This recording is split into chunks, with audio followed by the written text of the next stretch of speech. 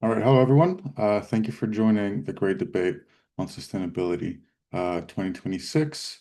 My name is Dimitri, and I'll be guiding you through today's webinar. Before we get going, just some notes on housekeeping. We are recording this session, and you will receive a recording. You will also be able to find a recording on the IAB Europe Sustainability Hub after this webinar is over. Plus, please use the Q&A function that's integrated into Zoom for any questions across the different sessions. And please, finally, be aware that all of this is brought to you by the Sustainability Standards Committee. If you're interested in joining that, feel free to reach out. We are more than happy to help you get up to speed. Starting off, before we go into the State of Readiness survey report, please be aware that there are more sessions to follow. We have a panel discussion on how we can keep sustainability alive. We have a fireside chat with Euroconsumers and the chair of our Sustainability Standards Committee. And finally, a panel discussion on social sustainability following up from the release of our Beyond Reach report. And with that, I believe we are ready to begin.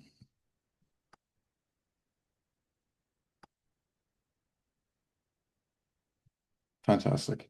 So this is the fourth annual State of Readiness Survey.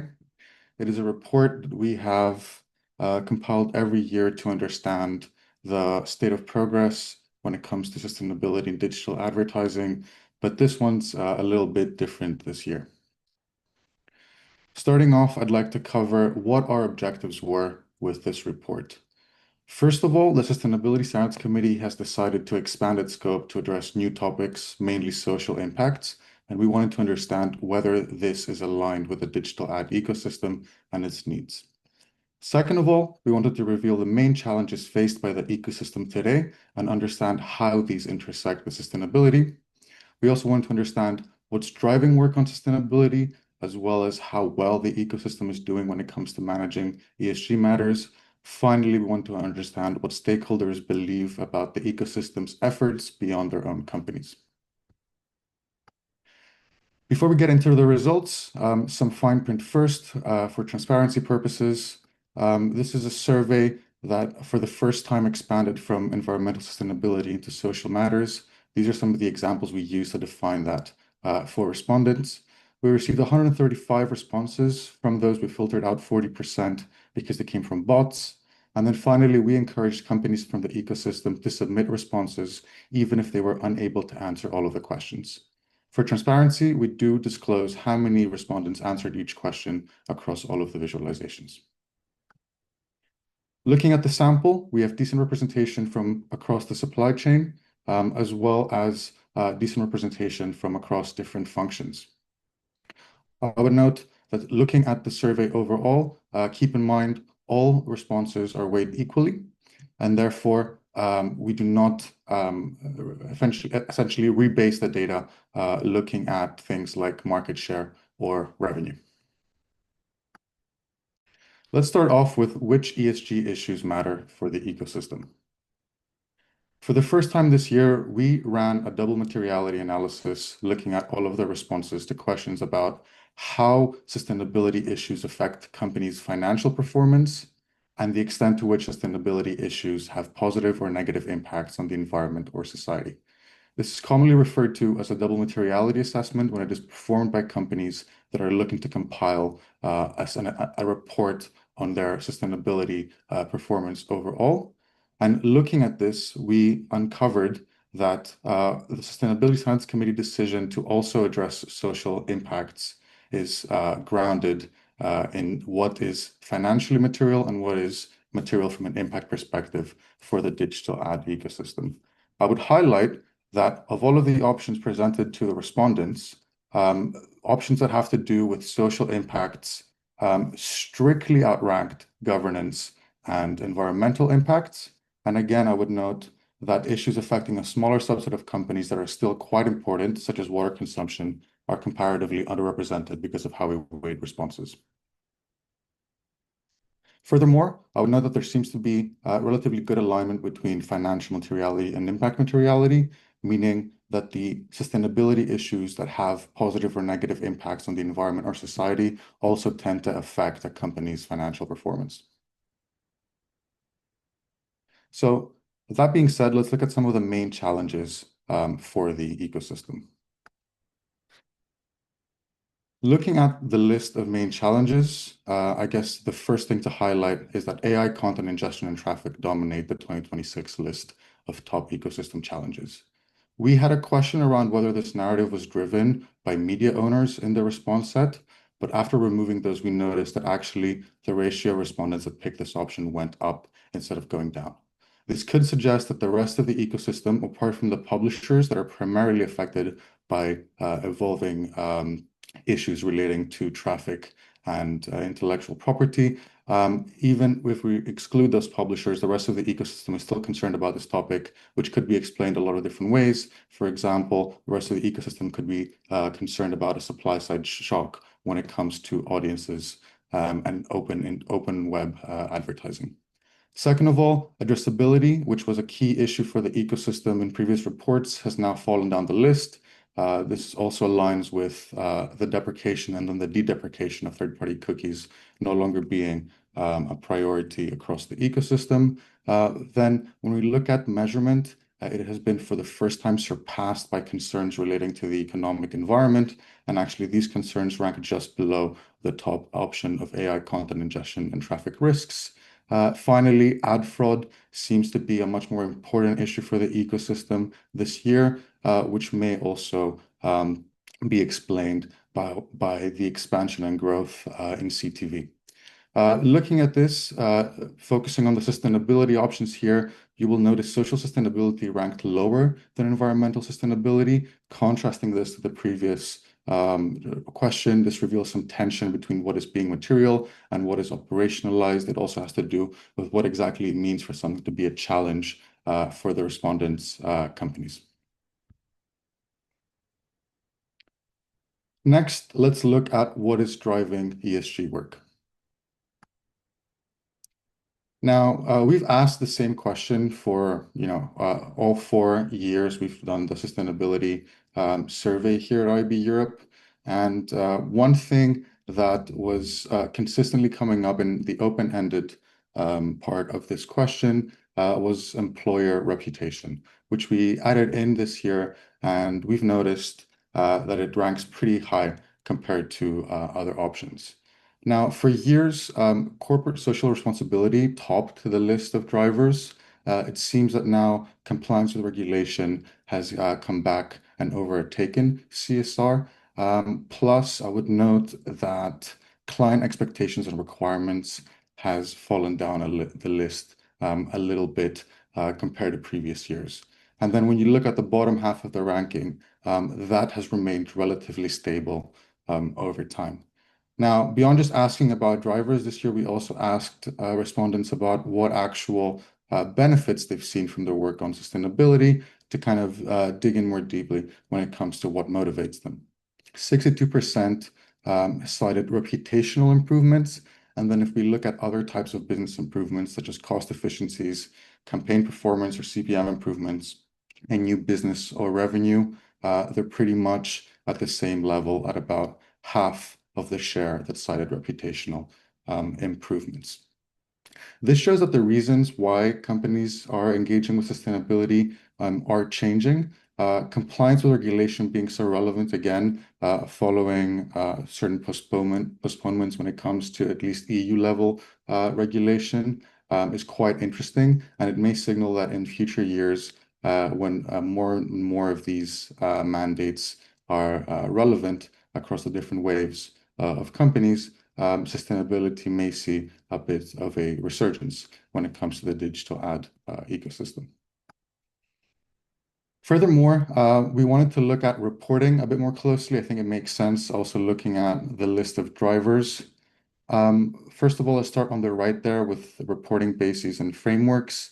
It looks like when it comes to compliance, most of the respondents are part of CSRD Wave 1. And of course, CSRD is based on ESRS. I would note that ESRS seems to be a popular choice for voluntary disclosures as well. Perhaps companies that were part of these CSRD waves and no longer are after changes to the regulation.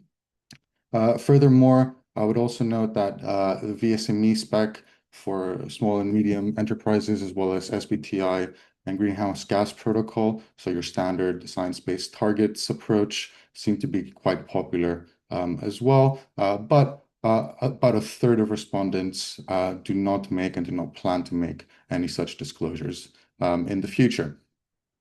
Now, when it comes to the assessment of the ESG impacts of digital ads in particular, we see that about 55% of respondents, about half, do not perform any assessment of these impacts, and about half do, a bit under half. Of those that do, more than half actually include that in their corporate reporting, however.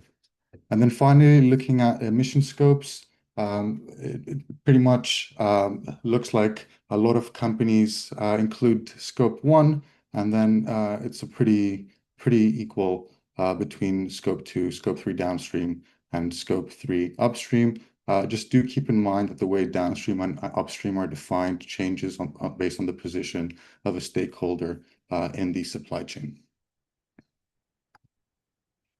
Then let's look at how ESG is made operational. So we had a look at these responses and we figured out that there's a pretty kind of interesting pattern. It seems like the baseline, let's say, for action, whether it's on the environmental or social side, has to do with participation in industry forums on environmental sustainability and participation in industry forums on social sustainability. After that, we go into something a bit more practical, estimating the environmental or social impact of some campaigns, and then we go on to kind of always-on estimation or assessment when it comes to social impact across all campaigns. When we compare the environmental and the social side, again, actions on the social front seem to trail actions on the environmental front by about 10 percentage points. This reveals, again, a contrast with what we found in the materiality assessment. But the good news is that the share of respondents that estimate the environmental impact across all campaigns has doubled compared to last year. Then, if we look at some other actions that are a bit more general, so not tied specifically to environmental or social impacts, about 45% of respondents have created some form of case study when it comes to sustainability. This also ties in well with the results when it comes to the quoted benefits from doing work on sustainability, number one being reputational improvements. Then we see that about 38% of respondents have a full-time sustainability lead, and then same amount has a part-time lead or a contractor for that. And then contracting a third party to work on sustainability is just as popular. A bit lower is offering products marked as sustainable to the market. So I would say that if we were to take something actionable from these results, it would be that there is still some, let's say, potential for industry actors that are active on sustainability, but just from an environmental sense, to be supported as they also take on social issues. Now, let's look at campaigns, so specifically actions and levers that have to do with ads and their ESG impact. If we look at the top of that list on the right, it makes sense that, of course, certain practices that are also associated with non-sustainability business benefits. So, for example, avoiding MFA or doing SPO or DPO are quite popular with the respondents. When we go a bit further down, creative asset optimization, changing buying patterns, and less greenhouse gas intensive creative production are not as strongly associated with non-sustainability benefits, and therefore they're a bit less popular. What's quite concerning here is looking at accessibility and looking at redirecting media spend to media environments considered to have a better impact on society. By the way, here we didn't define what that means, It's up to interpretation by the respondents. Those do not seem to be very popular at all, which is quite unfortunate because everything should be accessible. It's 2026. Um, Furthermore, looking at internal standards and guidelines, we see that about half of respondents do not have internal standards, guidelines, or requirements relating to the ESG impact of digital advertising. Of the respondents that do, 70% have developed guidelines on carbon footprint and 50% have developed guidelines on social impacts. So again, there is bandwidth for us there to support the ecosystem so that the companies that do care about sustainability and are working on this, are assigning resource to this, are doing so holistically and not just from a carbon perspective. So finally, let's go into some perspectives about ESG. And I find this always very interesting because the questions you're about to see, they let us, understand what the pulse of the ecosystem is. They also give us some information about the delta between what stakeholders believe and what stakeholders are actually doing, which can also then help us support them into making sure their actions are aligned with their communications. I'm going to highlight 6 points from these two slides. Four are quite positive, and then two are places where there's room for improvement. First of all, it seems to be the case that of these respondents, most are actually, or about half, are actually pretty positive about industry level work and the development of sustainability standards. About 33% are neutral on that point, which might suggest that they don't know enough about this work, or they're not engaged with this work, or that this work somehow seems inaccessible. Certainly some pointers for us to keep in mind as we develop the work of the committee further. Second of all, if we look at different stakeholders, we see that it's a very interesting distribution across investors, clients, partners, and employees caring about a business tackling sustainability. I'm going to start with investors. Looking at investors, they've got the highest share of respondents that completely agree that it's important to them that a business is tackling sustainability. But overall, looking at clients and employees, the share that agrees somewhat or completely agrees is materially higher than looking at investors. I would highlight the point on employees. Also looking at employer reputation being one of the top motivators for work on sustainability. Generally, this data paints a picture of an ecosystem where what people believe and what values people hold dearly does actually matter when it comes to the actions that different businesses take on sustainability. Now, how that transfers into action is a separate question that we've also covered in this report. But as a starting point, it goes to show that it is worthwhile to engage with these issues, even as an individual professional, before we talk about representing any particular company. And there is a lever there for people to affect change in the digital ad ecosystem. Finally, looking at partners, it seems to be much more equal when we look at the different options for this question. This combined with some other data that we saw on whether ESG data is requested from partners and whether it is requested from clients kind of suggests that there are some RFIs coming in from the buy side on sustainability, not from most brands in any case, but even when they do from the brands that are still going strong on the topic, unfortunately, they don't always propagate very fluidly across the supply chain, which is important because the entire idea behind digital ad sustainability was this model where incentives for action and for transparency would propagate from the buy side all the way to the ultimate media owner. And then looking at point number three, it seems to be the case that sustainability, there's demand for more coverage of it when it comes to industry publications and events. There's no denying that right now the agenda of most events looks quite different to what it did, let's say 2 or 3 years ago. But this also does, go to show that if you do have influence over an event, or if you do have influence over an industry publication, there could be an audience for you to address if you continue covering sustainability, even if it's not as hot of a topic as it may have been a few years ago. Then we're going to move on to a point on the impact of advertising and essentially the carbon footprint of the consumption that advertising drives. This is one of the questions where we saw the most consensus on the positive side. So most respondents do believe that the industry drives consumption of environmentally intensive products and should, in the long run, consider the carbon footprint of this consumption.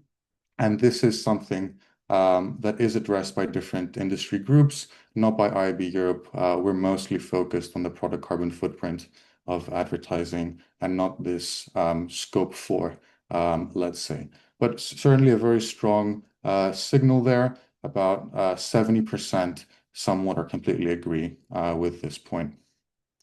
Finally, there is some hope here. In the long run, the industry will achieve the transparency and information exchange required for robust estimation of greenhouse gas emissions in the digital advertising supply chain. Very long statement, but ultimately, what this says is that this system we're trying to set up, whereby partners exchange information about the carbon footprint of their services, and ultimately, where there is some kind of optimization going on to reduce that, we will achieve some stable state that looks like that in the long run. And we see that about 45% of industry respondents agree with our ambitions when it comes to that point. Not many disagree, but there seem to be a lot of respondents that would like to think about it a bit more before they take a side.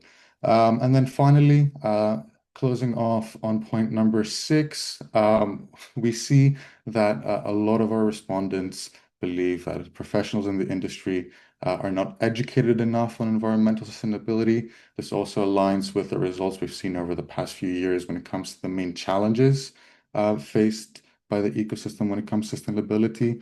Education has always ranked quite highly in that data.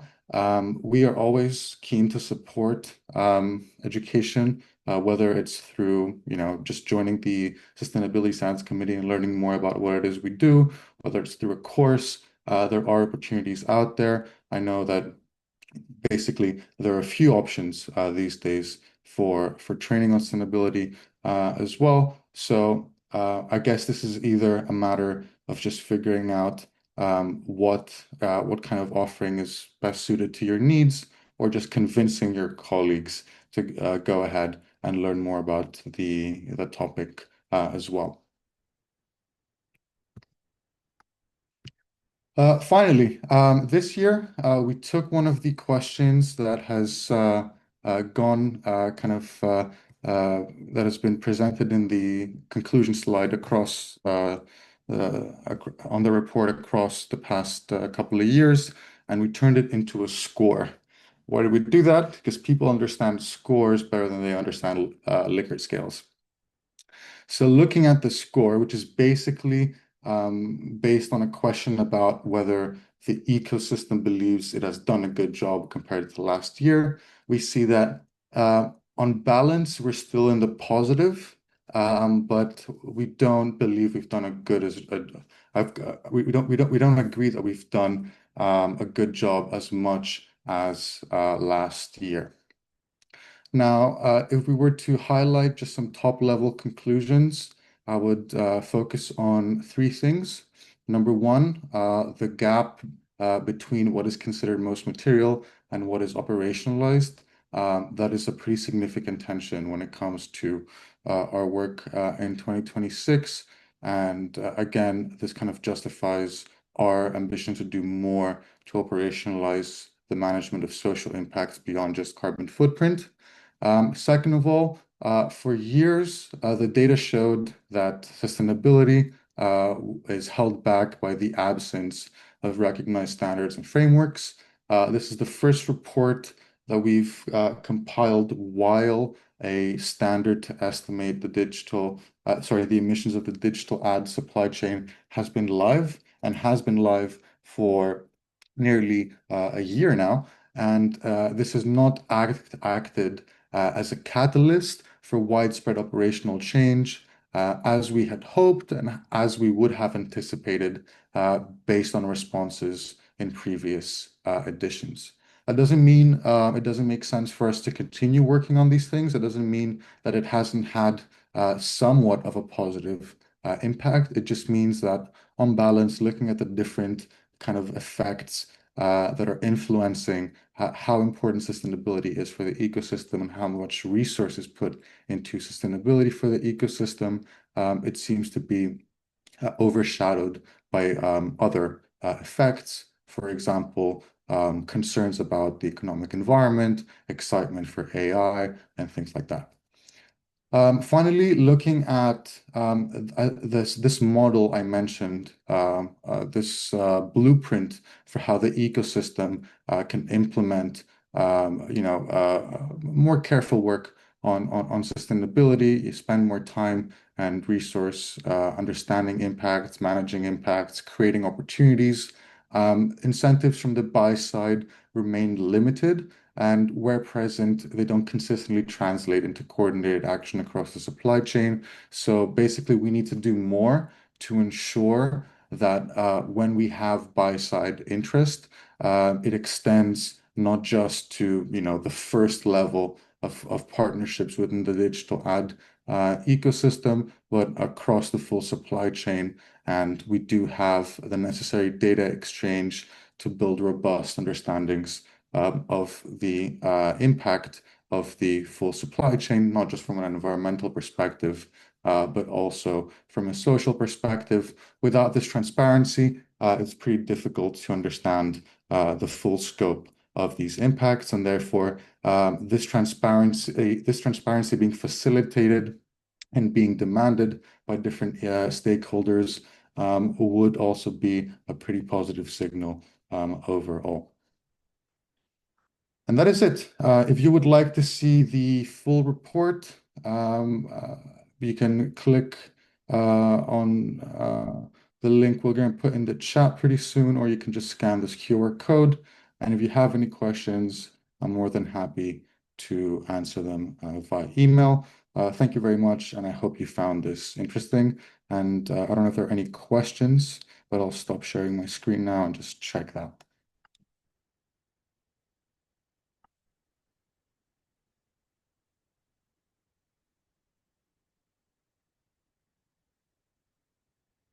All right, so we do have one question that's very interesting. Basically, on the ecosystem shifting focus from sustainability toward AI, and this feeling like the complete opposite of addressing the industry's carbon footprint, and also finding it hard to be optimistic about where things are heading. It's a very interesting question. I think the last point is less about any data we can collect from the ecosystem and more about just empirical evidence from sustainability professionals.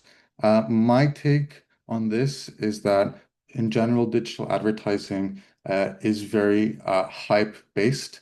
It is an ecosystem where we talk about efforts to create the perception of value, oftentimes more than we talk about efforts to create actual value. I think that the topics that we're discussing this year, moving beyond just carbon footprint, but also addressing social issues, also addressing things like media pluralism, which intersects heavily with topics around AI and publishers and revenue models, and whether advertising at the end of the day is a sustainable revenue model for the open web in the long term. I think all of this goes to show that sustainability is not just about, some kind of nice to have sidecar that's just about carbon footprint.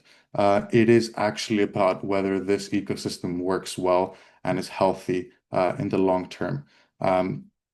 Now, when it comes to the carbon footprint of AI technologies, I think there we're at the same point we were with digital ads maybe 3 or 4 years ago.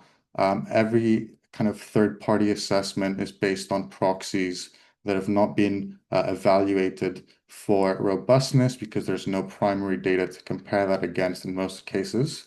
And I would just note that this is a question that we should keep asking, and we should keep requesting transparency when it comes to these activities. Now, the good thing is that where we're going with the standard is quite interesting as well. We're trying to build out a method that would effectively give all stakeholders in the supply chain visibility over emissions inventories that include AI. So we're trying to basically make it a lot easier to understand the carbon footprint of different services and how that is changing, including AI. And on staying optimistic, I guess what I would say is, if you do this, you should be doing this because of your own values and your own kind of understanding of where short-term return kind of stands against long-term concerns, and also where short-term return kind of stands against other externalities. We have to remain pragmatic in any case. And yeah, I guess sometimes it's difficult to remain optimistic in the context of an ecosystem that seems to have forgotten about some of these issues a little bit. But we must remain optimistic. There isn't much of a different option if you still care about these issues. So that's my take. And with that, I will happily move us on to the first panel. And apologies for the couple minutes of delay there. I promise to give you all your time back, and I won't be cutting this session short.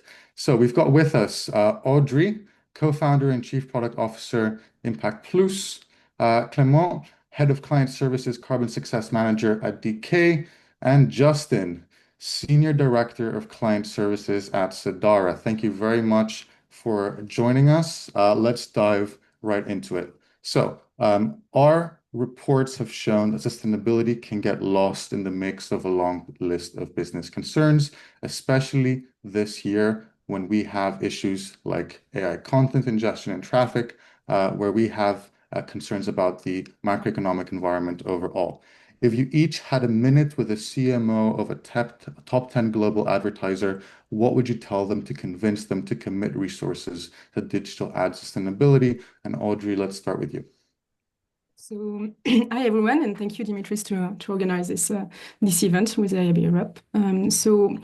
First, for top 10 global advertisers, I think that advertising sustainability is no longer a question of intent, but it's already a question of execution.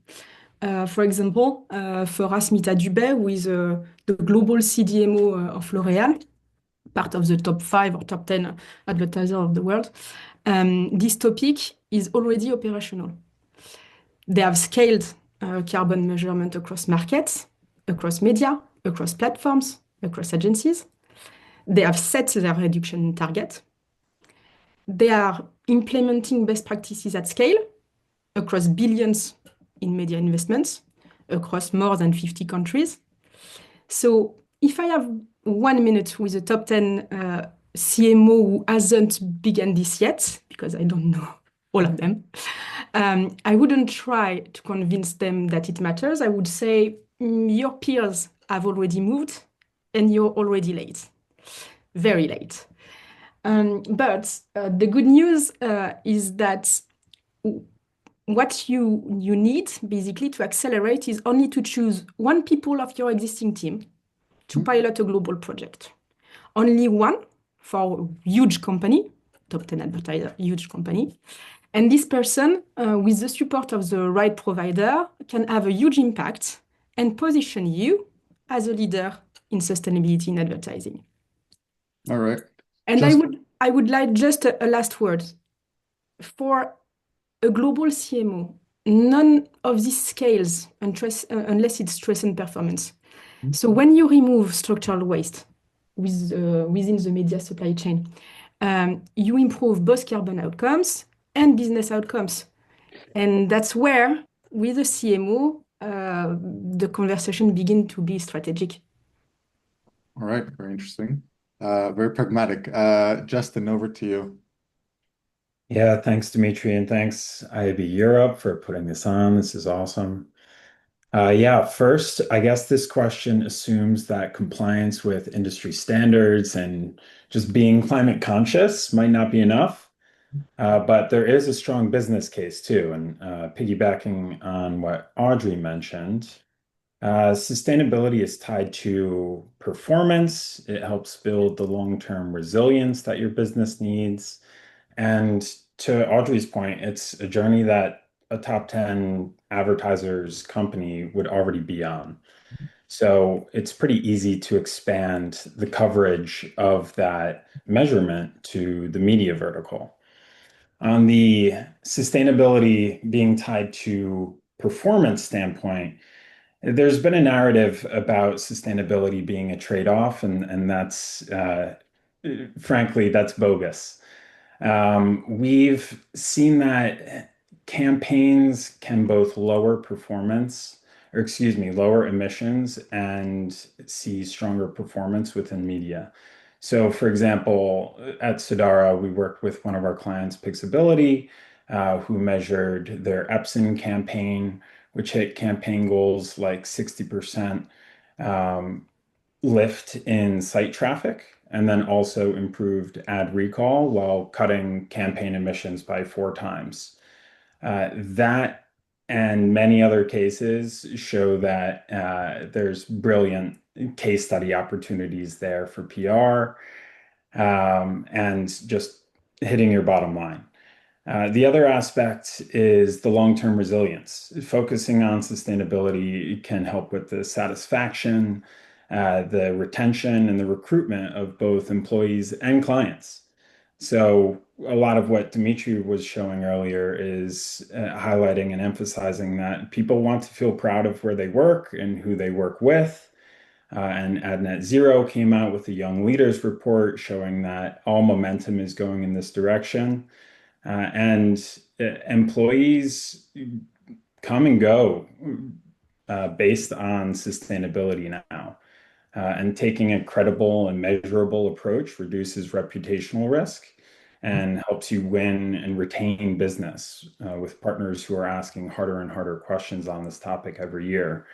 So just to emphasize Audrey's point, I would suggest that they make someone an owner, give someone the owner role that coordinates the measurement, includes it in MMMs and QBRs and things like that.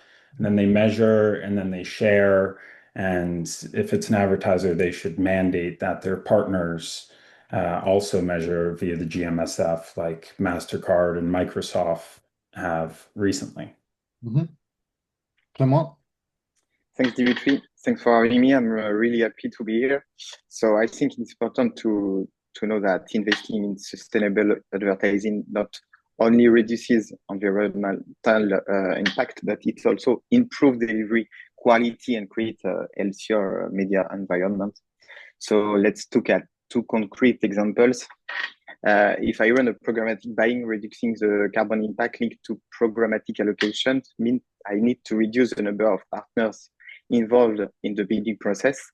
So by limiting the number of partners, I gain better control of my delivery of environment, which leads to an healthier and more controlled distribution of my impressions. This reduction in partners also significantly lower carbon emissions related to programmatic allocation because fewer servers are called during the bidding process. So fewer servers means lower electricity consumption and therefore reduced carbon footprint.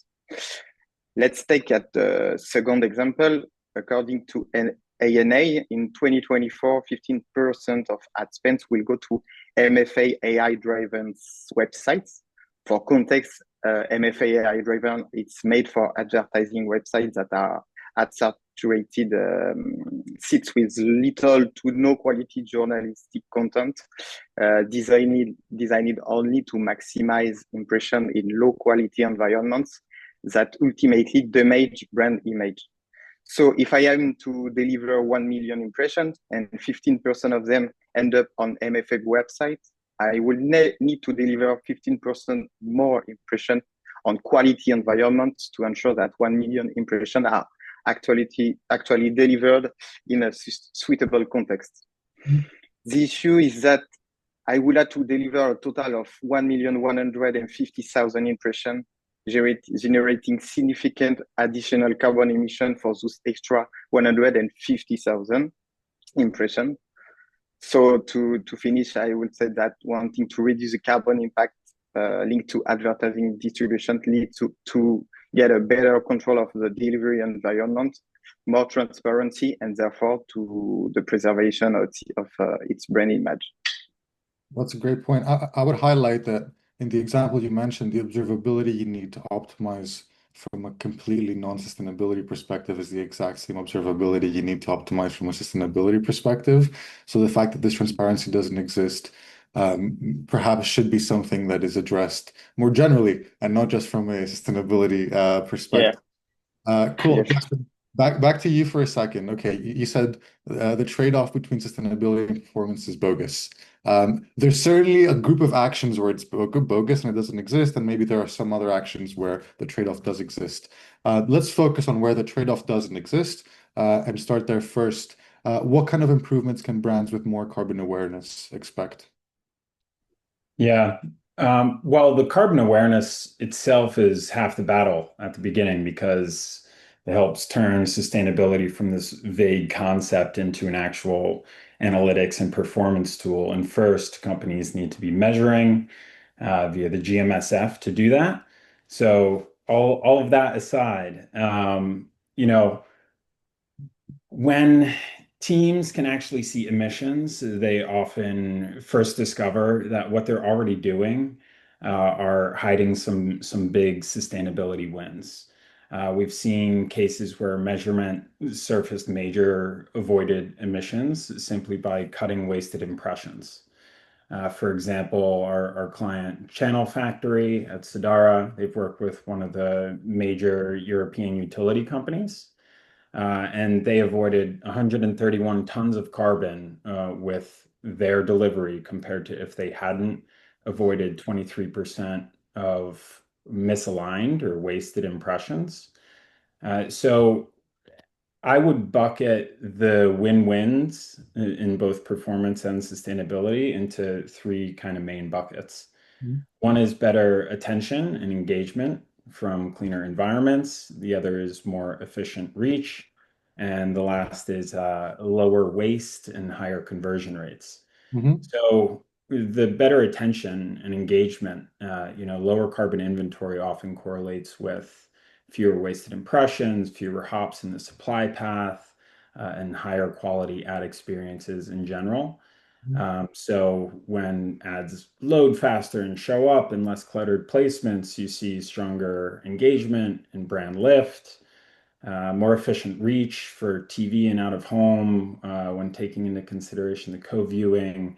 Those types of things can improve the cost per reach per person and effective frequency. And then all of that leads to higher conversion rates. But I think the last point I would want to make here is that you don't get these wins just by chasing low carbon inventory and sustainable delivery in the first place.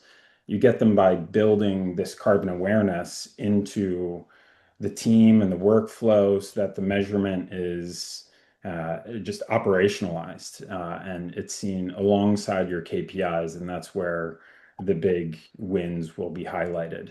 Thank Because, you, Justin. Audrey, do yeah. you want to hop on and share some more insight on this point? I believe there's certainly some point to be made about the overall culture within a company that I know we've discussed many times before.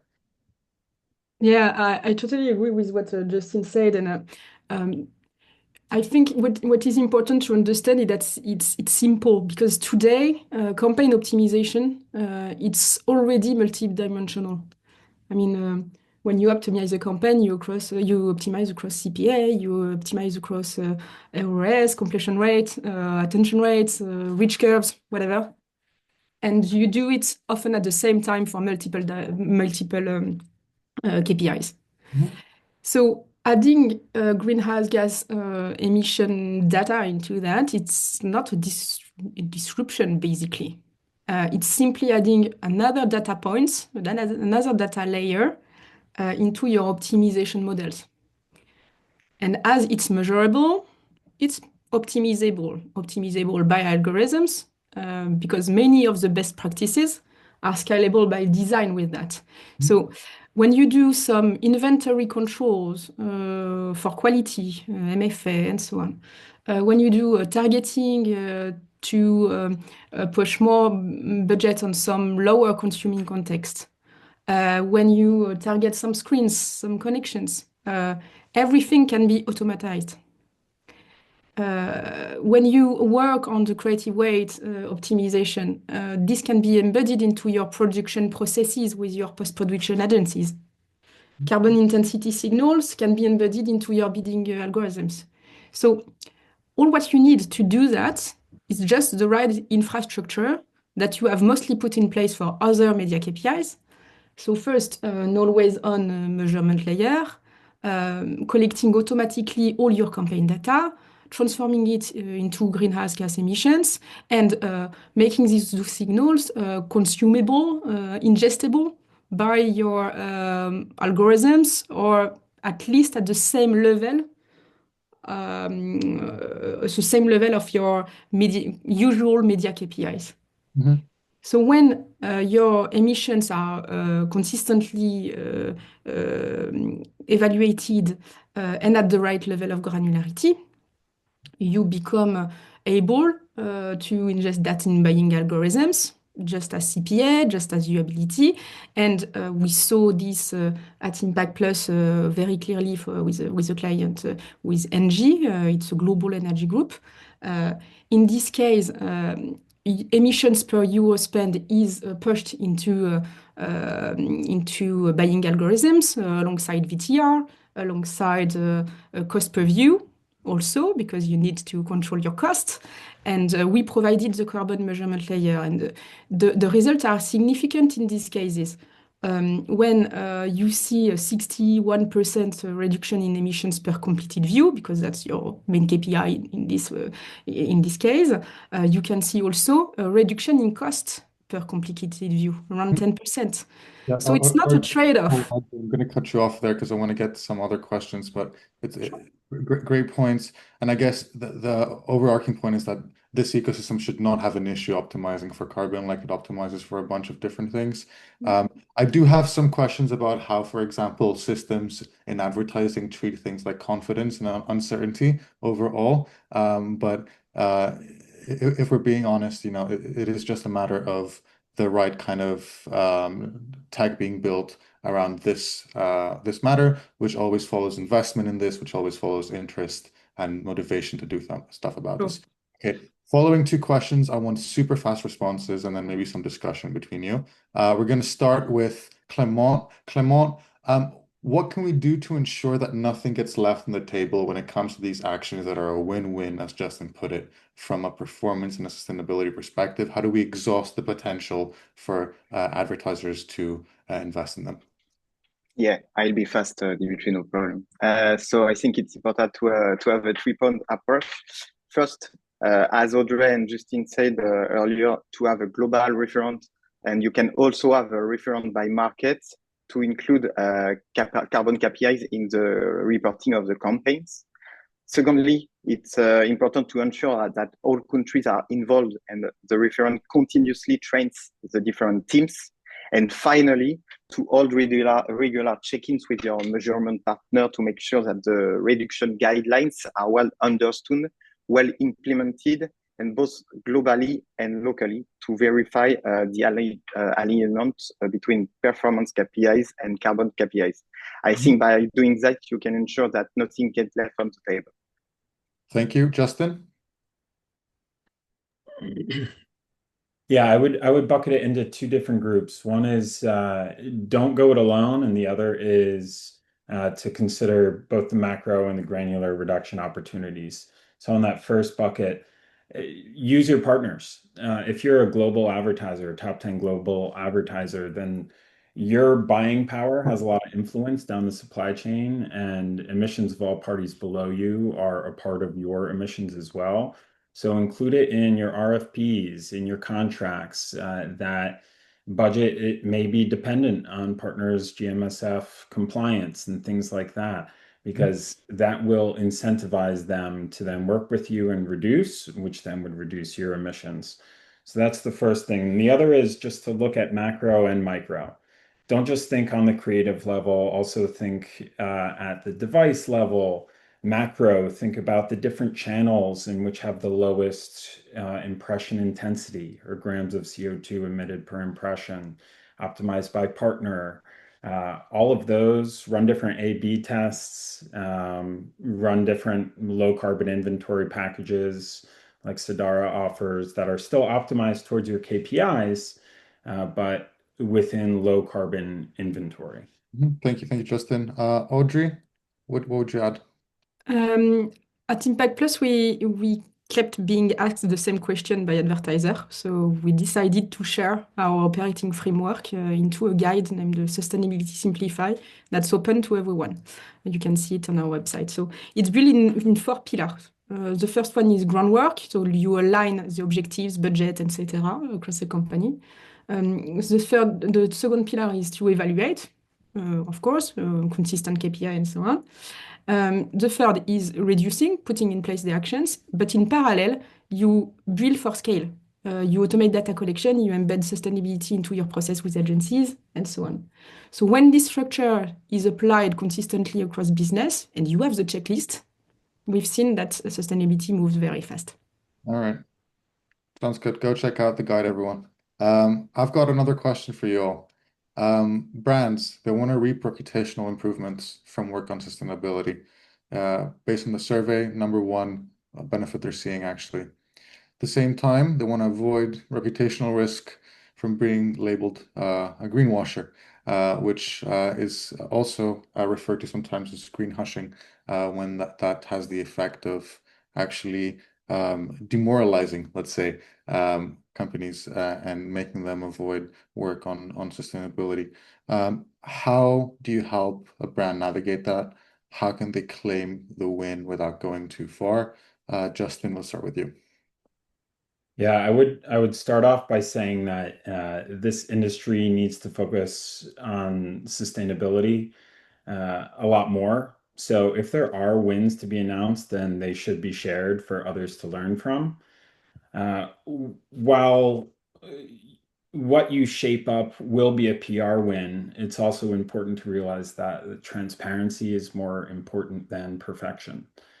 So when you communicate progress, likely not to be in absolutes, it really shines some light in an inventory that otherwise has a relatively glum outlook in this industry. So hopefully it will give your company a boost. But when driving this momentum within the industry, we really need to shine some light on the major stories there. I would reference the IAE's 10 pillars of greenwashing to avoid that and make sure that you are not. But if you're measuring with the GMSF, comparing to benchmarks that are standardized and being transparent, and prioritizing transparency over perfection, then I think that would be a good Great, framework. great point. Audrey, you want to Yeah, add? I totally agree with what Justin said, so I won't add a lot. My feeling is that what we are trying to signal is not to open a discussion about a single green campaign or green pilot or green product, because there is no green advertising. There is more sustainable advertising, but no green advertising. So the most credible communication that can be done is about explaining the way you buy media, including these new KPIs, integrating optimization everywhere, and showing that it's structural. So it's about progress, as Justin said, but the credibility comes also from the precision. So adding information about which methodology you are using, how you are using it, and even the limitation of your work is important there. Yeah, grown-up comms seems to be the main theme here. Clement, what would you add?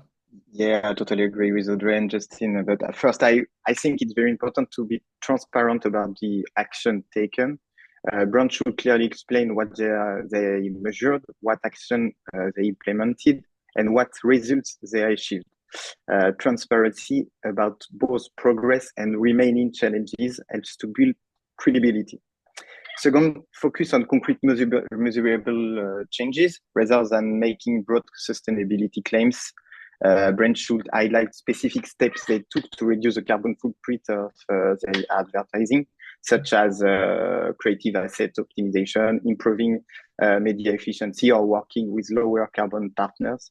And finally, I think brands need to position it as an ongoing process, not a final achievement, because reducing the carbon footprint of the advertising should be framed as part of a broader sustainability journey. Highlighting continuous improvement and collaboration helps communicate progress without overstating the impact. I guess what stems from your responses is that also as consumers of this information, businesses should reward transparency as much as they reward, the level of carbon reduction, right? Or on the flip side, penalize opaqueness, which I'd be interested to know whether that kind of plays a role when it comes to things like partner selection in the ecosystem. Okay, let's close off a little bit differently. Say that, you're talking to someone that works at a brand, but they still haven't started doing a lot of work on sustainability, and they're trying to build a case internally to do more, and they need to talk to senior leadership who's not really convinced yet. I'm really curious to understand like what that person might need from the digital ad ecosystem to build a case for doing more on sustainability internally. And Justin, we'll start with you. Yeah, sure. As for what brands need from partners, I would bucket it into two groups. The first is for GMSF aligned measurement, whether they're doing it or they're making data accessible for then the brands to measure themselves. But then, secondly, and eventually more importantly, is proof points that sustainability aligns with their performance. So the proof points can come in terms of case studies or any findings that they have from their own platform's data. But then also you can show your intensity versus benchmark to then quantify savings in terms of volume of emissions that then they could include in their QBRs, their annual sustainability reports and things like that. So yeah, data and performance proof points. All right, Clement. Yes, I think if you work for a brand, you have to make sure that your media partner and ad tech vendors give you some really important information to reduce your carbon footprint, such as the level of compression that is applied to the creative assets before they are delivered, the number of partners that are involved in the allocation process. And if you can request to get information about the location of the data center and as well the electricity consumption associated with them. I think by doing this, you have all the necessary information to build a strong case for digital ad sustainability. And Audrey? So Clément talk us about the transparency, about the granular data and every single data point that is needed. Justin about standardization, having comparable methodologies, comparable emission factors about platforms. I would add two things. The third thing is an independent verification. Advertisers need a trusted third party to ensure that measurement is done homogeneous and without any bias between the media owners that are actioning. And finally, and I think that this is one of the most important, is to align incentives. If my media buying team and agencies and advertising companies are optimizing only on performance and cost, sustainability will be always secondary. So incentives, it's what is shaping behaviors in our industry. Advertisers can push the market, but the whole ecosystem need to be aligned on the same KPI at the end. All right, everyone, three companies that are talking systems design just to make sure we get the emissions of the ecosystem to a bit of a better level. Thank you very much, Justin, Audrey, and Clément. And everyone, if you want to reach out, I'm sure they'll be happy to take any questions after the webinar as well.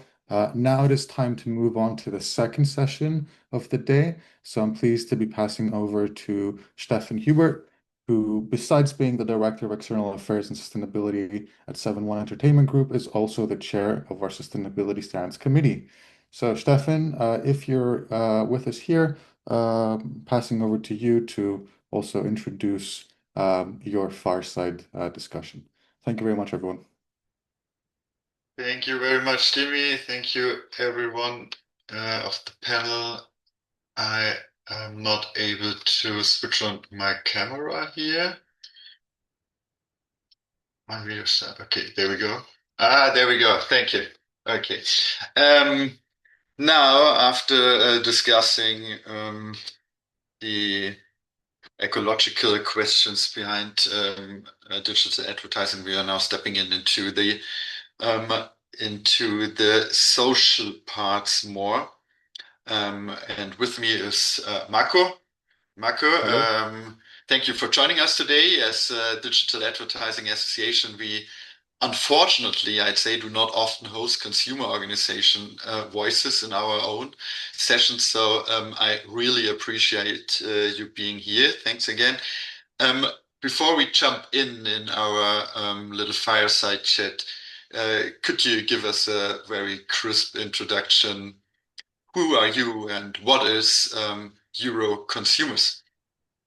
Oh, thank you for this. Very quickly, Euroconsumers is a group of consumer organization. We are present in Belgium, Italy, Spain, Portugal, and also in Brazil. And we have opened in Poland recently. And we represent more than 6 million consumers in those jurisdictions. And we are operating more and more European-wide.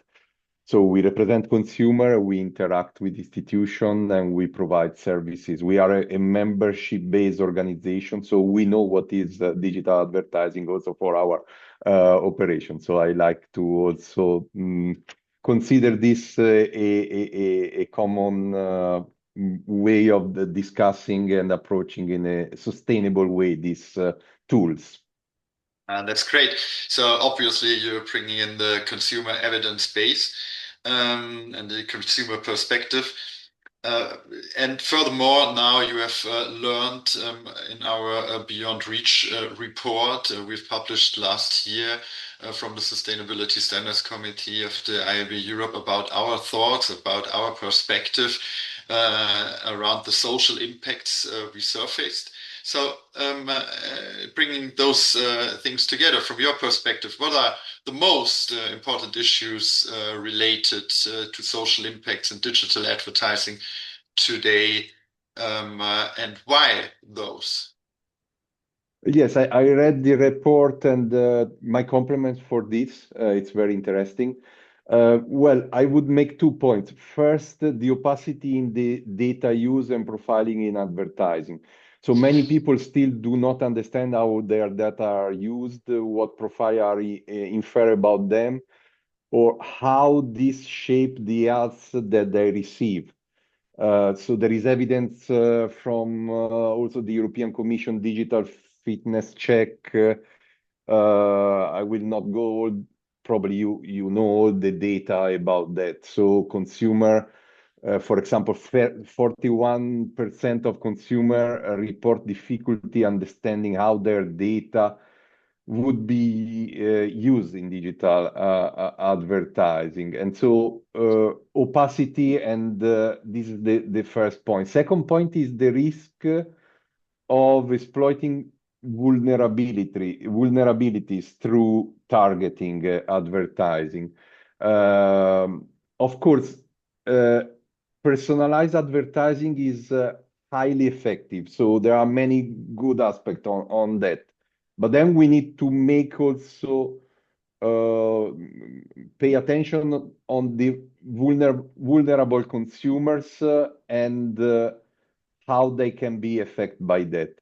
For example, when it comes to minors, we have a study, we did a study on digital minors recently, and 43% of the minors interviewed, they say personalized ads make them want to buy things they wouldn't want, let's say. This shows on one side how the potential, how powerful is digital advertising. On the other hand, it shows also how it should more and more get along with consumer interest and transparency in order to be respected and create a trustful feeling in the middle long term.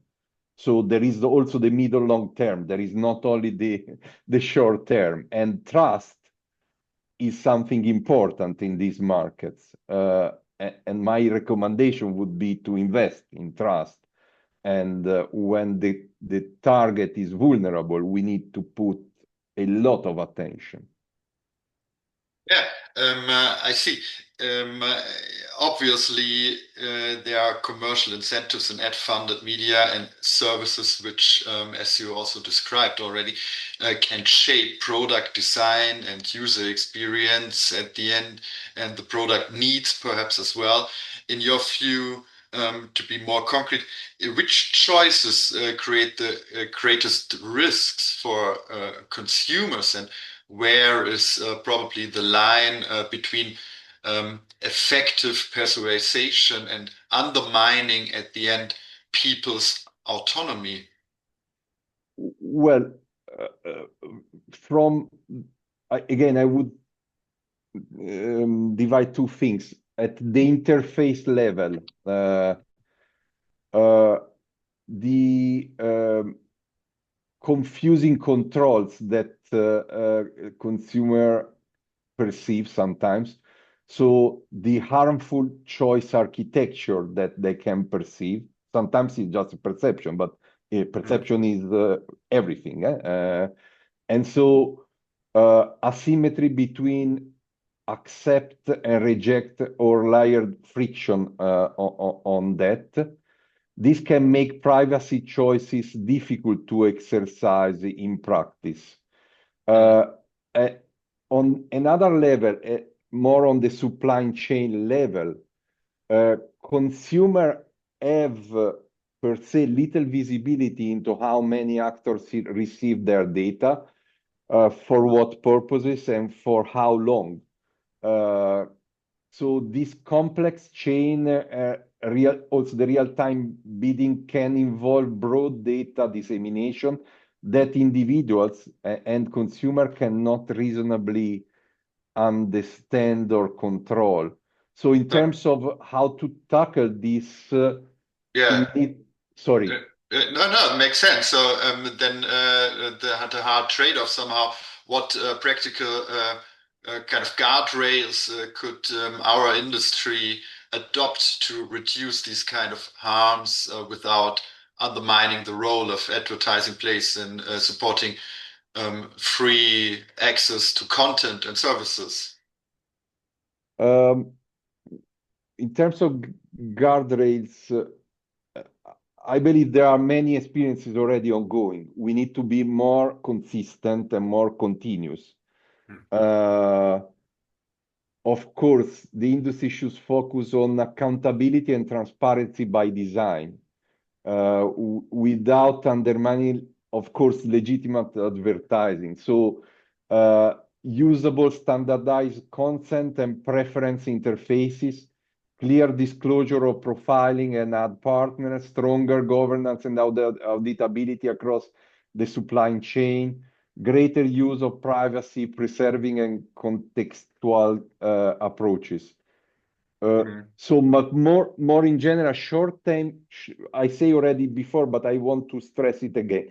Short term gains are achieved through opacity risk eroding long-term trust.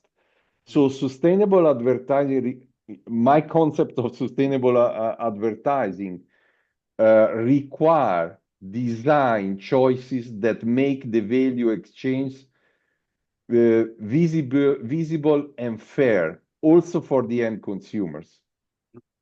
Yeah, that's interesting. Nevertheless, obviously, when we discuss social impact of digital advertising, we often focus on risks and harms. Let's try to balance that for a moment as well. What role do you think advertising can play in supporting positive social outcomes? Yeah, and this I like. I mean, of course, you ask and I answer before, but I like to come also to the positive aspect. Advertising can play a real significant positive social role when aligned with user interest and societal outcomes.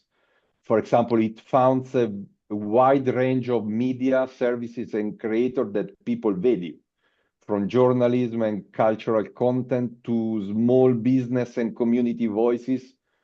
I think we can say we are part of it also as a consumer organization. I mean, we do not, we promote in order to get more members, we do advertise our services. So we know what we are speaking about, and we are so supporting media plurality is a key thing, and accessibility of digital services is another. Another thing I want to say is also civic participation, also social awareness campaigns are all positive for the society. More broadly, one thing that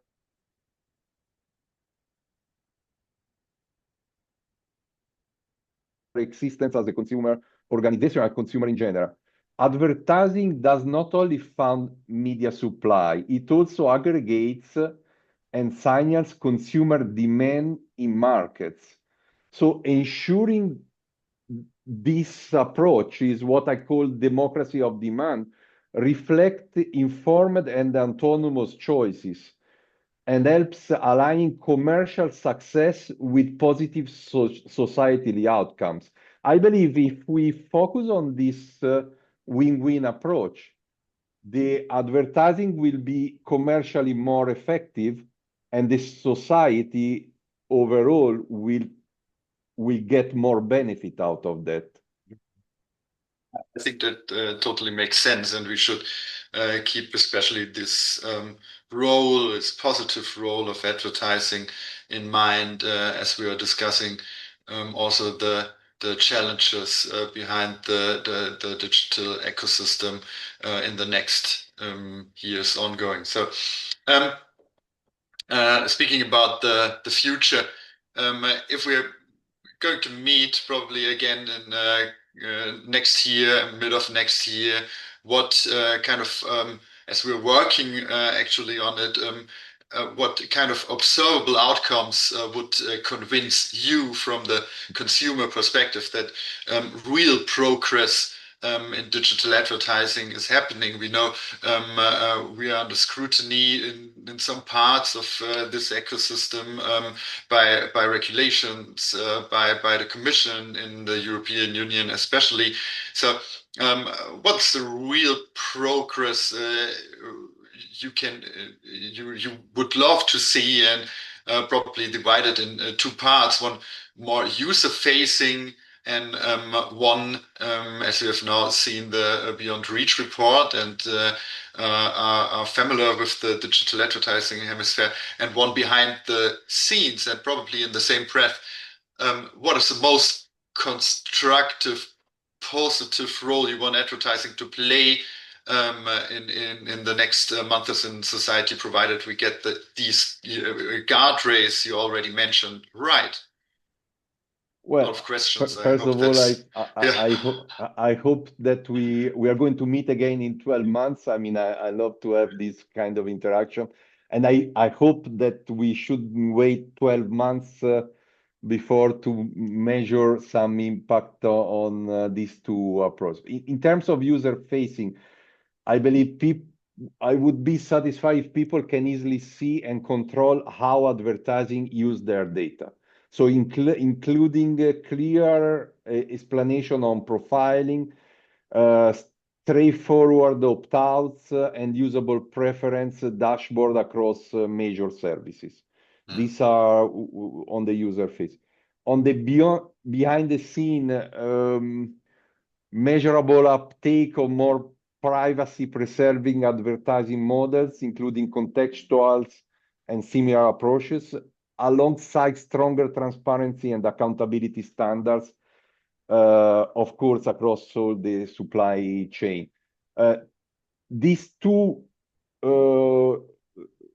things together would show the ecosystem is moving from principle to implementation on trusted and sustainable advertising. Again, I believe advertising works.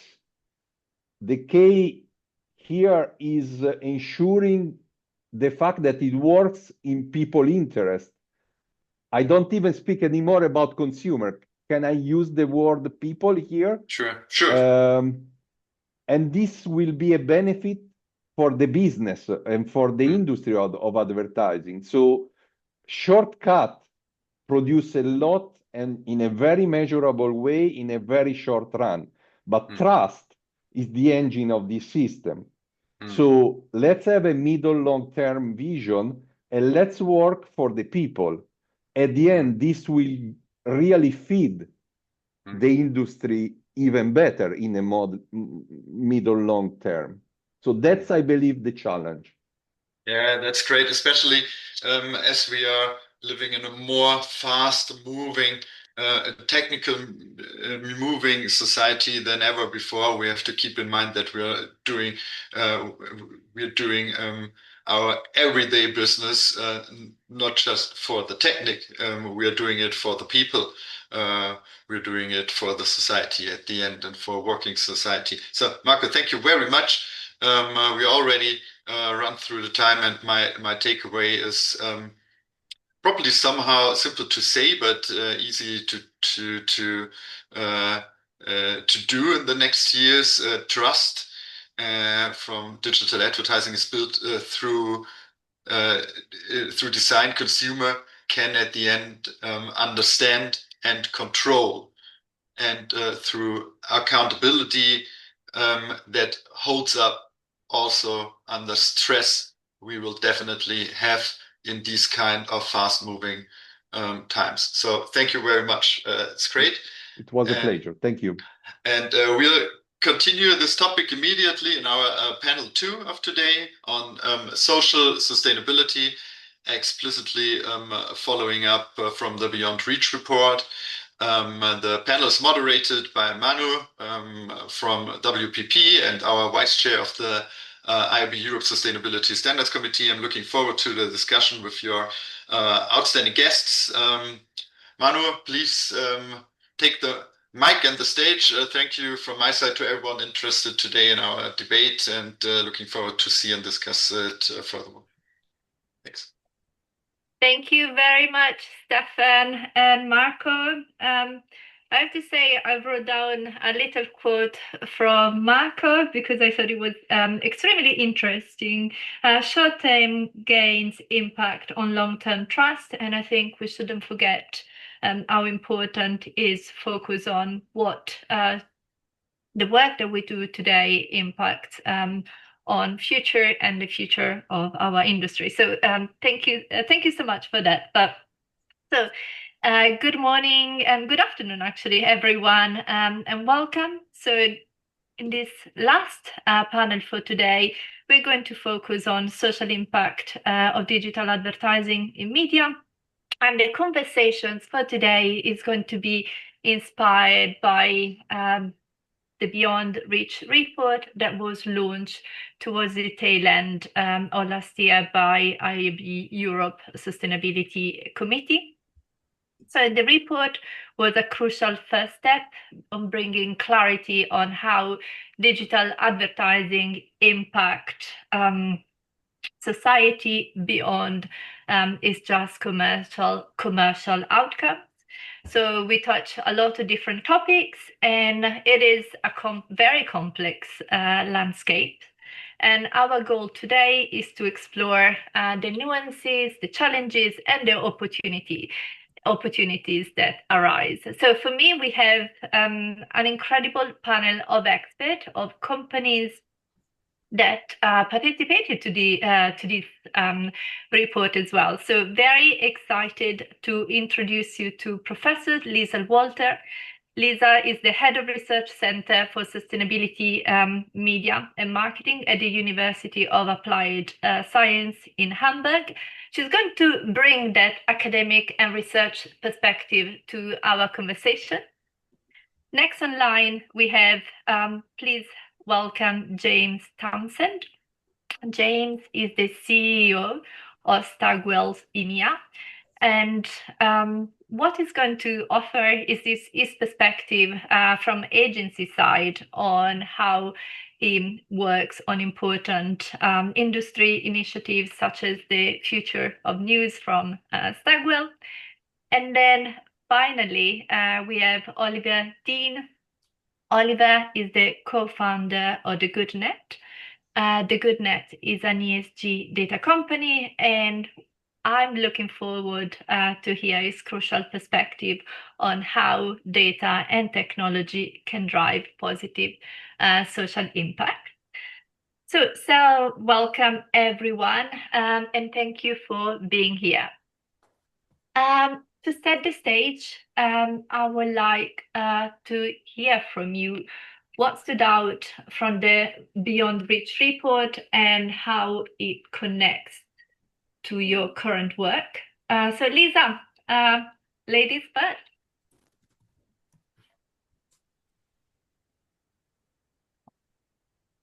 Yeah, first of all, thank you for having me here. Also, I would like to highlight the work of this IAB group that you like cluster and get overview of social impact, relevant advertising, research and initiatives, because sometimes it's quite complicated for actors in the industry to keep the overview of what's going on. Luckily, there's happening a lot. So thank you, first of all, to structure the initiatives and research and for your engagement in this area. Amazing, thank you. James, anything that stood out from you from the report? Hi. Good afternoon, everybody. Lovely to see you, Emmanuel. Yeah, from our perspective, I think what the report has done is it's actually opened up the aperture of maybe the collective understanding of social impact. I think from our perspective, and perhaps crudely, we all somewhat defaulted to environmental initiatives, which is good and relevant aspects of this area, but it's not the only aspect of this area. And so when I think from our point of view around the Future of News initiative, I think I look at things like information integrity, content risk, impact on vulnerable groups, and especially young people with social media growth and behavioral elements to it. I think that's a real step forward in terms of holding us all to task in terms of the proper definition, the full definition of social impact and our role within it, so that we're productive business people, but also productive members of society. So I think opening up the definition is what it's done, amongst many other things. Ollie? Hi, Manu. Hi, everyone at home. Similar to James, two things stood out for me. One is the breadth, as James quite rightly said. And I think this just shows a few things to build on what James said is any brand could look through the context of social sustainability and what's laid out in the report, and it touches in multiple ways on pretty much any brand you can imagine. Second of all, is it bringing it more in line with the way the UN defines a more sustainable world, which we like to summarize as a greener, healthier, and fairer world. It's not just about carbon, it's about the health of our economies, it's about the health of the people that make up the planet. And that's why still people are a little bit surprised when you start to talk to them about how things like health and well-being or education are part of sustainability. A point that I thought was really interesting is how they're framed as opportunities as risks. People often think of sustainability or anything relating to that, and they seize up a bit and they think about the risks of getting it wrong or the risks it references to their brand. It's also an opportunity, and this report lays it out well. And that second thing that leads on is that there is so much data in there that shows that a more sustainable, responsible buy is good for performance. And I still think we come up far too frequently in this industry that anything social, responsible, or sustainable is a tax or a compromise. And what you have in this report is lots of data from a variety of different organizations that shows that responsible media buying is good for performance. Amazing. Thank you so much. So good. So already good good topic for conversation, from having social sustainability written down black and white is already helping drive awareness in the industry, but also understand that there is social and sustainability drive performance as well, and not just costs. So thank you so much for the first consideration. So I would like to move back on the topic of measuring social impact in practice.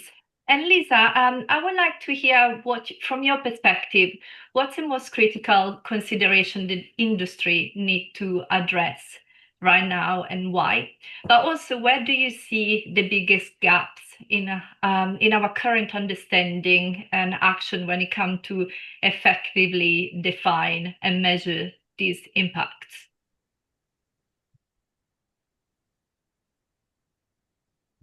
Yeah, as we heard before, I think first of all we need like clear definitions to measure something, because if we don't know what we are talking about, we cannot measure it. But from our perspective, one of the biggest gaps in the current discussion is not that we don't have enough data. It's more like we still lack systematic ways to measure how media environment creates value. And from our value media definition, the largest gap lies in the area of how users value media. Because mostly in advertising industry, we have the perspective on the advertiser and the brand, and the media company, probably something like public value for the society, but not exactly how users a human-centric perspective on this field. And it's not important how we value or see the quality of different media. It's important to see how different target groups and different people value media. And that's, from our perspective, the largest gap. And that's exactly what we are trying to develop, what we call a value media scale. The goal is to capture how people actually experience media environments and what kind of value they associate with them. And the next steps will be, what does this mean for advertising, for example, for attention or other aspects in the advertising effectiveness funnel. Amazing. Well, very interesting. Thank you so much. James, from you, so coming from the agency world, feels like it's where theory meets practice. do you advise proactively your client of social implication of the media spend?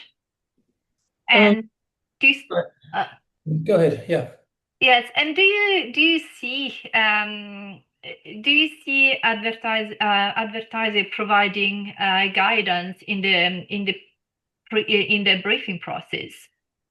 Yeah, I think there's a couple of points to make there. I mean, I think it's fair to say that there is a growing prevalence of these sorts of questions in the large RFPs. You know, are you as an agency and marketing services provider acting responsibly and positively? I think that does still sit in somewhat of an environmental box. I think Ollie's point is really well made.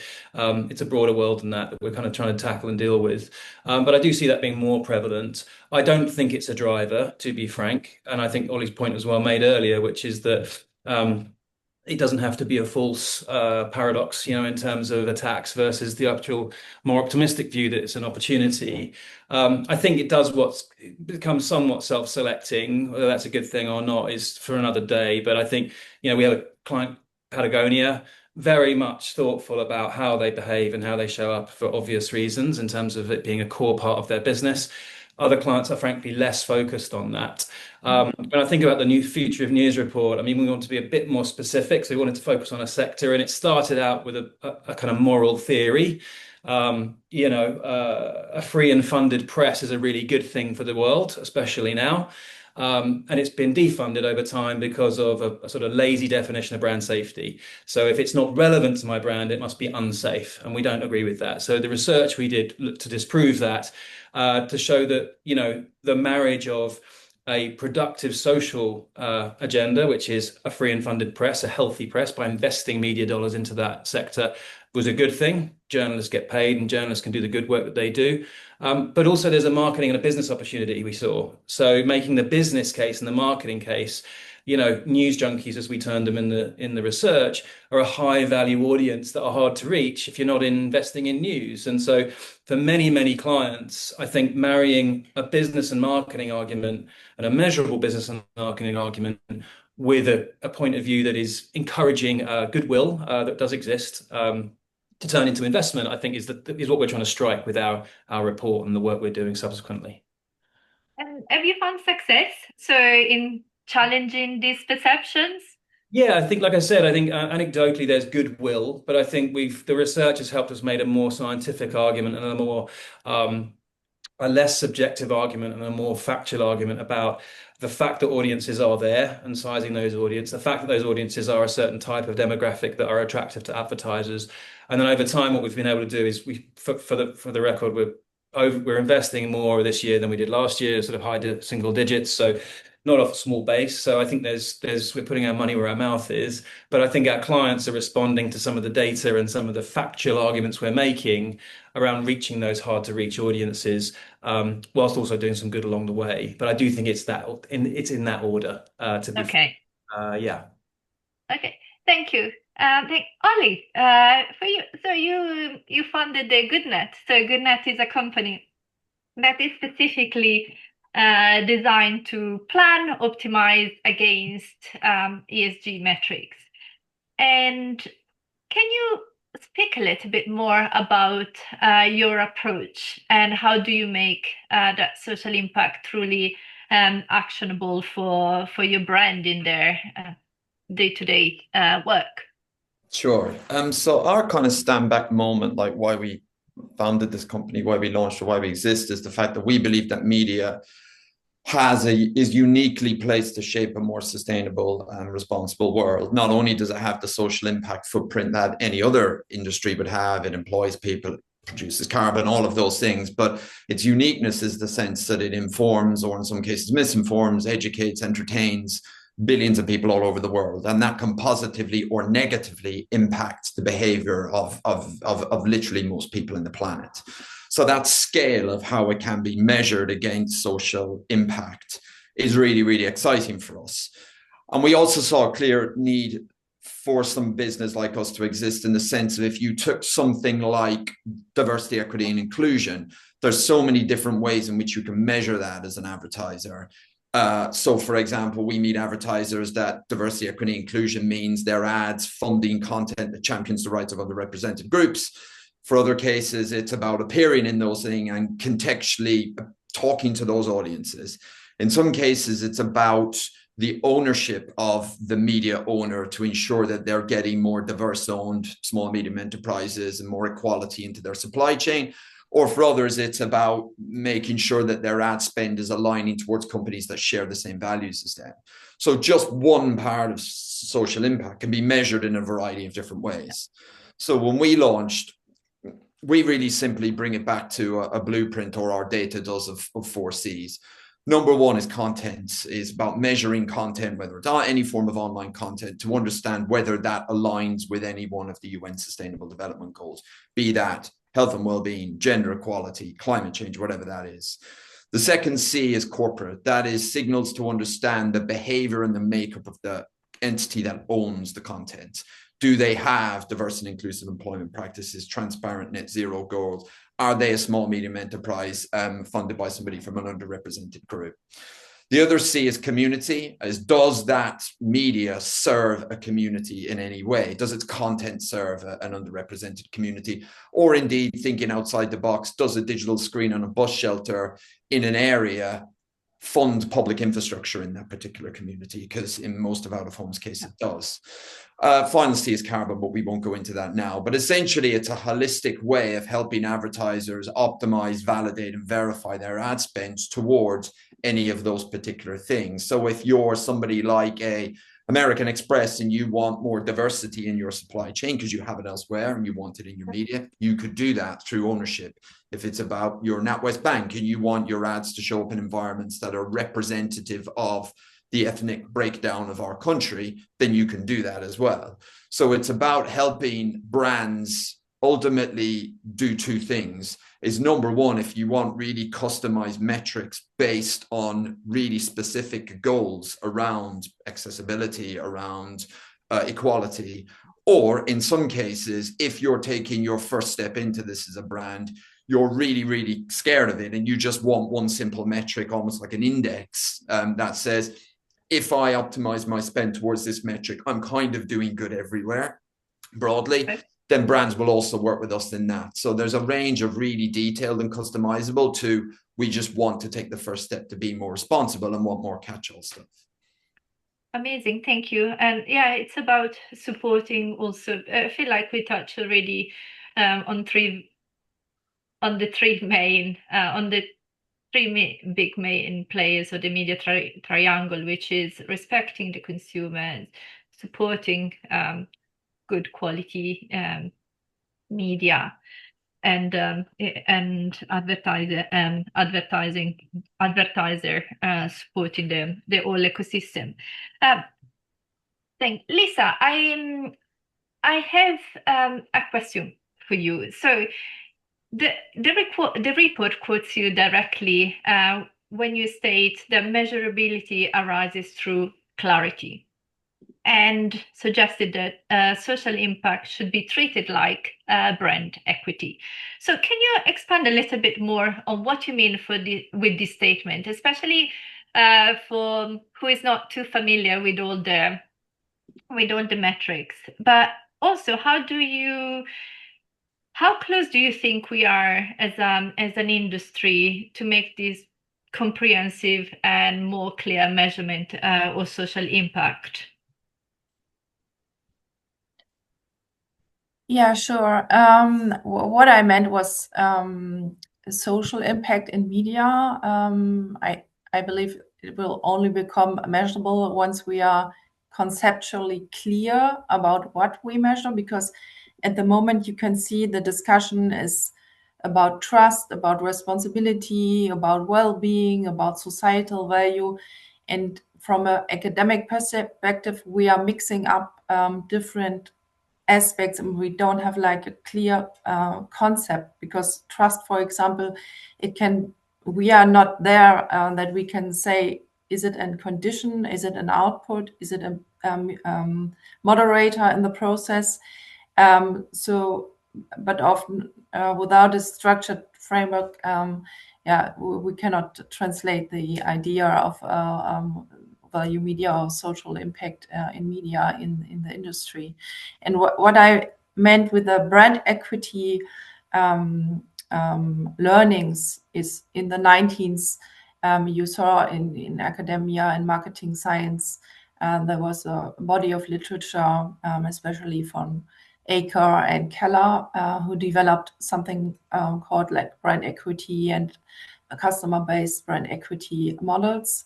And brand equity is also something like a very complex and partly psychological concept.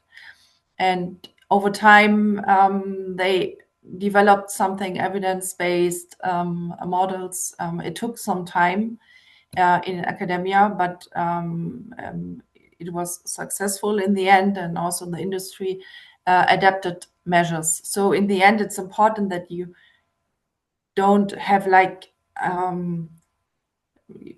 saying that this is one measure and that's the only measure you have.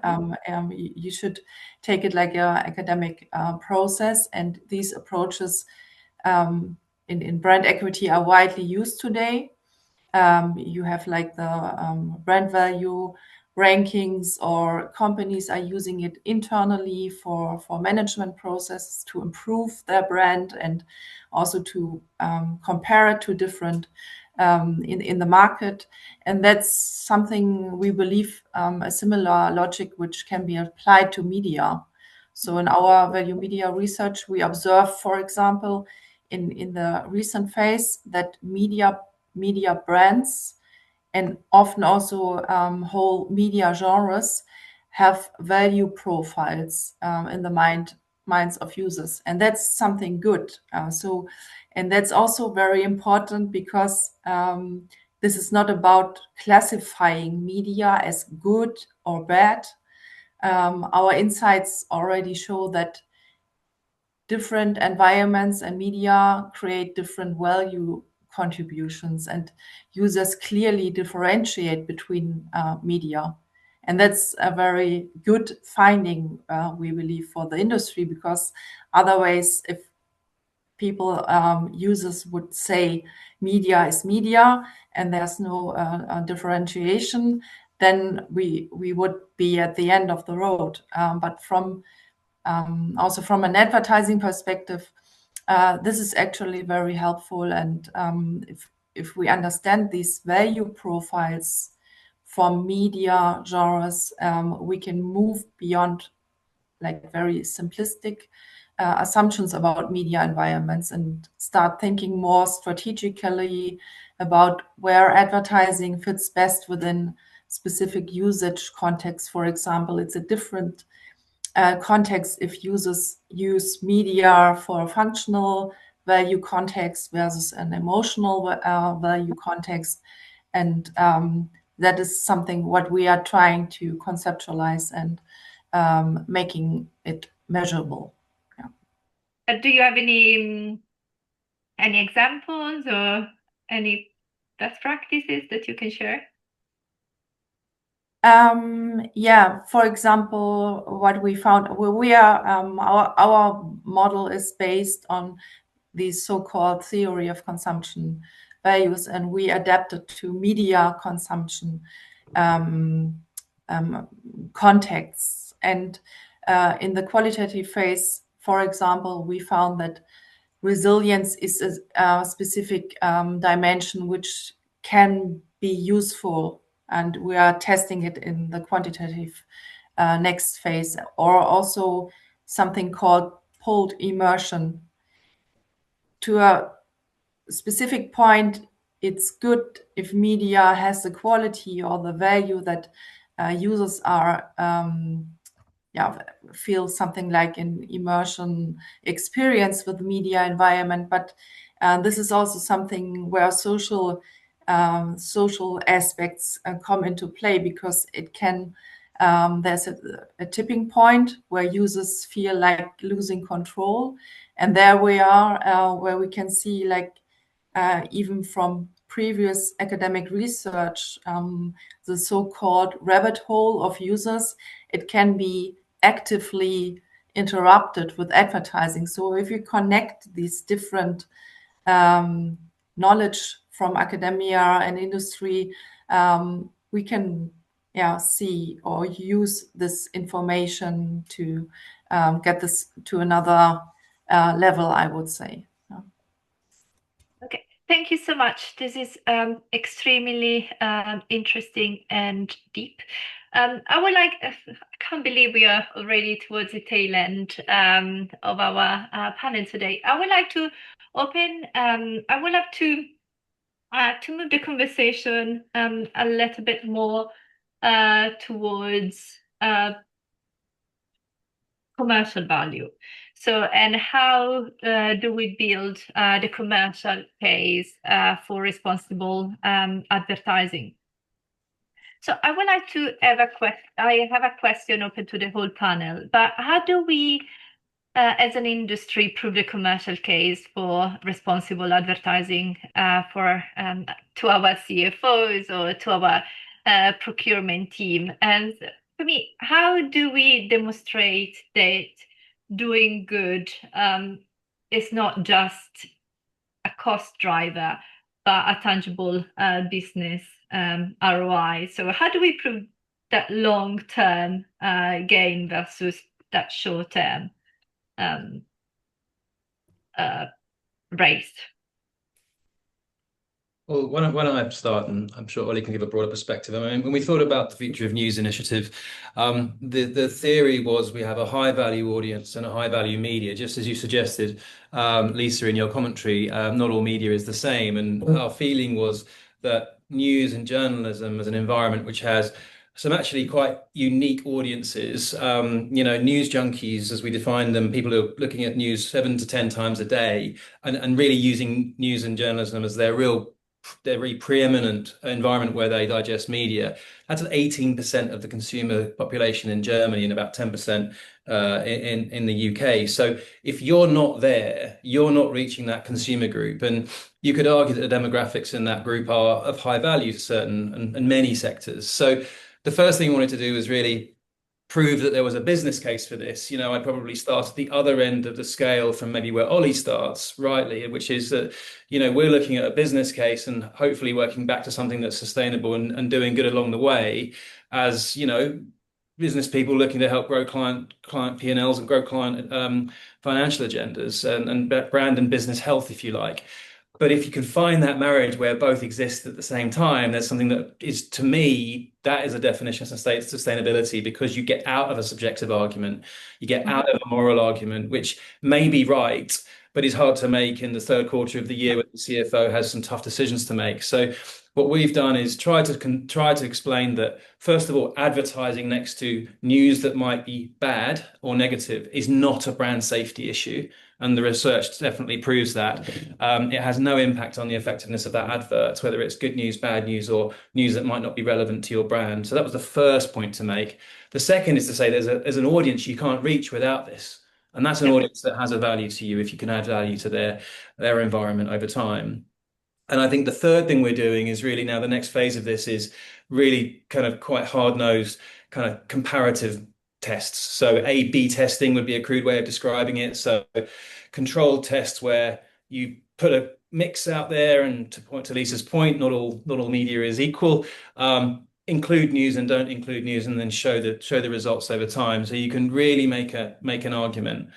The broader final point to make is, on the basis there is inventory that's unsold, premium inventory that's unsold in news, it's an opportunity for clients to go in there and cut through even more than they might do in a more busy environment.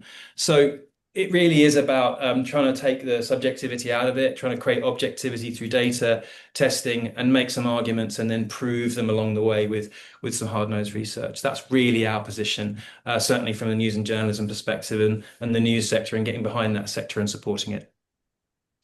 Amazing. Thank you. Thank you. And looking forward to see more success on this.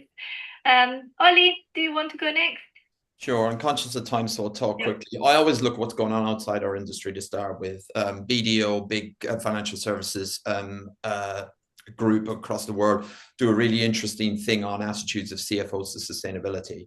And what a recent report showed, the 77% of CFOs of S&P 500 plan to maintain or increase sustainability investments this year, and 91% of those doing so expect so because they expect it to deliver business growth. So CFOs are quite sold on a concept of sustainability, doing that outside of our industry. Now look into our industry.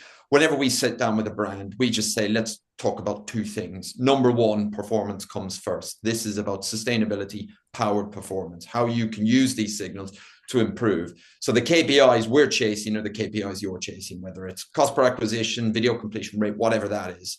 Now, second of all is let's look elsewhere of your organization into your ESG reports, which every brand has one, about all of the things that are important to you and how you act as a business, whether that's circular economy, diversity in your supply chain, health and well-being, whatever that is. And we are going to use those signals in a media buy in order to see if it increases the performance of your campaign. So take something like a Coca-Cola, really, really big thing towards doing their bit for a more circular economy, whether it's reduction in water, whether it's reduction in plastic, whatever that is. Well, if we can take those signals, right, those thoughts, we can then apply that into media to ensure that we are aligning that ad spend towards more responsible content around such subjects. And it doesn't mean it has to be an actual contextual play. You're ultimately aligning it to more responsible media that covers that subject matter in a more responsible way. And what you generally tend to find is sustainable, responsible content is also quality content, which also provides you greater performance. I'm conscious of time, so I won't go through all of them, but the report is stacked with exactly what James said, A/B tests that show that how doing that increase performance metrics across literally billions of impressions for hundreds of brands. Amazing. Thank you, Ollie. And great to see that there is a strong business case for sustainability and for social sustainability in the business. Lisa, we 1 minute there. Anything you would like to add from your end?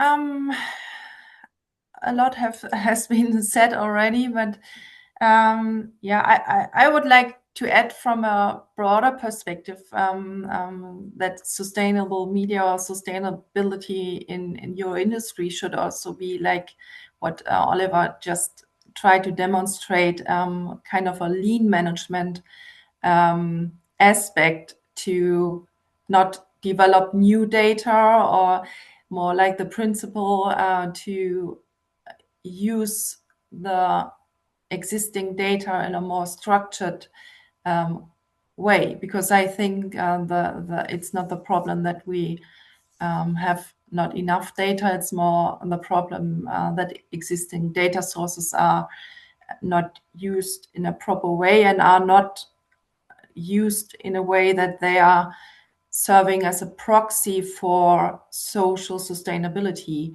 dimensions. And that's something I would like to give to the industry, and hope that we can support with our conceptual modeling to this gap I see in the industry. Yeah.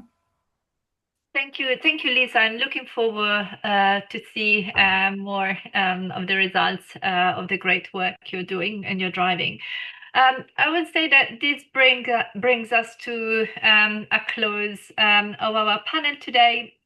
I would like to say first of all, thank you very much to Ollie, James, and Lisa for the incredible insights that you shared with us today, and your amazing initiatives. For me, it feels like there are challenges, but there is a huge potential to shape a more sustainable digital advertising ecosystem. And I would say thank you very much for the great initiatives that you're driving. So thank you for today, and I would say thank you to the audience for your engagement as well. One comment that if you would like to dig deeper in our Beyond the Reach report and the great initiative the industry is running, please you will find the report on the IAB Europe website, but also I feel it's going to be linked here. I would say thank you so much for joining us, and I wish you a great rest of the day. Dimi, back to you. Thank you, Manu. Thank you very much, everyone, for joining. Here are some of our upcoming events. Great sessions, and it's really evident that there is a lot of work going into both environmental and social sustainability already. Looking forward to next steps to bring all of these stakeholders together, develop a community that can really drive meaningful change within the ecosystem. Have a wonderful afternoon, everyone. Bye bye.